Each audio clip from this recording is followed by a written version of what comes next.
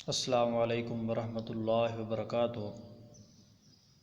سامعین محترم، آج کی اس ویڈیو کے اندر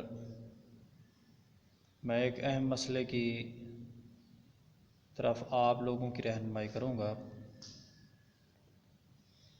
اللہ تعالیٰ کے پیغمبر صلی اللہ علیہ وآلہ وسلم کے پاس ایک عورت احتلام کے متعلق پوچھنے آئی تو آپ علیہ الصلوۃ والسلام شرمانے لگے۔ اس عورت نے آگے سے جواب دیا کہ اللہ تعالیٰ تو حق بات کہنے سے نہیں شرماتا، آپ کیوں شرماتے ہیں؟ تو ہمارے ہاں مسلمانوں میں یہ بات بڑی عجیب و غریب ہے۔ وہ یہ ہے کہ بچپن میں یہ دین سیکھتے نہیں ہیں، بڑے ہو جانے کے بعد یہ سمجھ بیٹھتے ہیں کہ اب ہم دیندار بن چکے ہیں، اور جو کچھ ان کی سوچ کے مطابق سنئی سنائی باتیں ان تک پہنچتی ہیں، ان کے اوپر یہ عمل کرتے چلے جاتے ہیں، چاہے وہ صحیح ہوں یا غلط ہوں۔ اس بات سے انہیں کوئی فرق نہیں پڑتا۔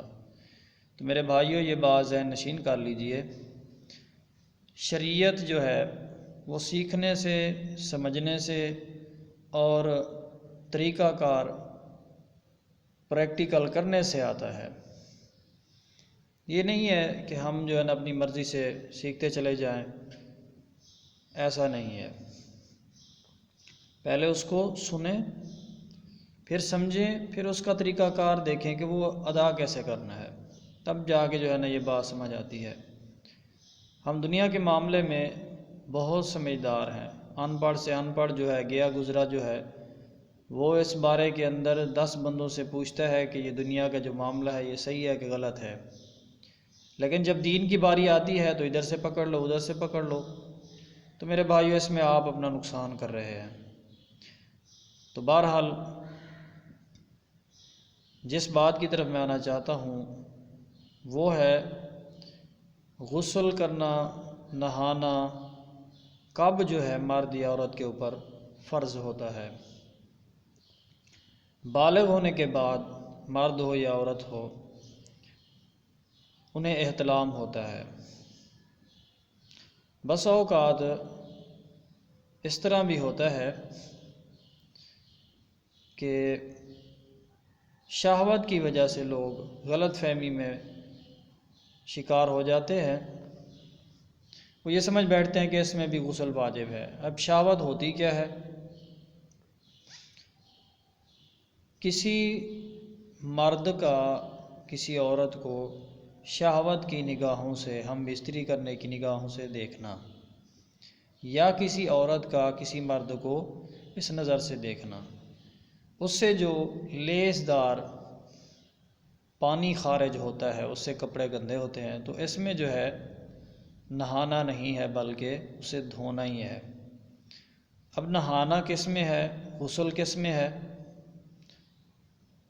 جو شہوت کے ساتھ ہو اور جھٹکے کے ساتھ آئے، یعنی جو مادہ معنویہ ہوتا ہے، جب احتلام ہو یا ہم بستری کرنے کے بعد جھٹکے کے ساتھ جو ہے تیز رفتار کے ساتھ مادہ معنویہ خارج ہوتا ہے، تو اس میں جو ہے نا غسل واجب ہو جاتا ہے، نہ کہ جو ہے نا دیکھنے سے، شہوت کی نگاہوں سے غسل واجب ہوتا ہے۔ اسی طرح جو ہے نا مرد یا عورت شادی شدہ ہیں یا غیر شادی شدہ ہیں، جب ان کی شرم گاہیں آپس میں مل جائیں، یعنی ایک دوسرے میں داخل ہو جائیں، تب بھی جو ہے چاہے احتلام ہو، چاہے انزال ہو یا نہ ہو، تو اس میں بھی جو ہے نا غسل واجب ہو جائے گا، شادی شدہ ہے یا غیر شادی شدہ ہے۔ تو یہ پاکی کا کیونکہ بیان ہے، تو اس حوالے سے میں آپ احباب کی رہنمائی کر رہا ہوں۔ اسی طرح کچھ لوگ وہ جا کے نہا ہی لیتے ہیں، تو اس سے آپ کو پاکی تو حاصل ہو سکتی ہے، لیکن جو سنت کا طریقہ ہے اس سے آپ کو فائدہ حاصل نہیں ہوگا۔ سنت یہ ہے کہ سب سے پہلے آپ جو ہے نا جہاں پہ مادہ منویہ لگا ہوا ہے اسے جا کے دھوئیں، جسم سے صاف کریں، پھر استنجا کریں۔ استنجا کرنے کے بعد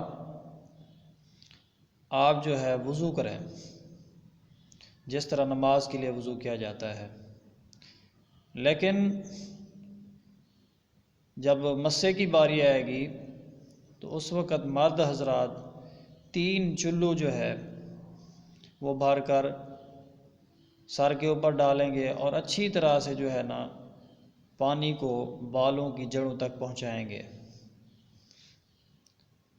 لیکن خواتین جو ہیں ان کے لیے صرف 3 چلو ہی کافی ہیں، کیونکہ خواتین کے بال بڑے ہوتے ہیں۔ اگر انہوں نے مینڈیاں گوندھی ہوئی ہیں تب بھی کافی ہے، اگر ویسے جو ہے نا وہ 3 چلو ڈال لیں گی تب بھی کافی ہے۔ اسی طرح جو ہے نا رسول اللہ صلی اللہ علیہ وسلم کے دور کے اندر جب نہا لیتے تھے، نہانے کے بعد جو ہے نا دایاں پاؤں دھوتے تھے، پھر بایاں پاؤں دھوتے تھے۔ اس کی وجہ یہ تھی کہ جہاں پہ نہایا جاتا تھا وہاں پہ پانی کا اخراج نہیں تھا، یعنی پانی وہاں سے نکلتا نہیں تھا بلکہ وہیں پہ جمع رہتا تھا۔ لیکن آج کل جو ہے غسل خانوں کے اندر یہ سسٹم نہیں ہے، تو آپ سر کے اوپر 3 چلو ڈالنے کے بعد دایاں پاؤں پھر بایاں پاؤں دھو سکتے ہیں، نہانے کے بعد بھی دھو سکتے ہیں۔ تو اس میں جو ہے جب یہ طریقہ کار آپ اختیار کریں گے تو اس میں آپ کو ثواب حاصل ہوگا۔ ایک تو آپ نہا لیں گے، دوسرا سنت کے اوپر عمل کرنے کا جو ثواب ہے وہ آپ کو حاصل ہو جائے گا۔ اسی طرح جو ہے سب سے پہلے دائیں جانب، پھر بائیں جانب جسم کے اوپر، پھر مکمل جسم کے اوپر۔ تو اکثر احباب جو ہے وہ نہانے کے بعد وضو نہیں کرتے،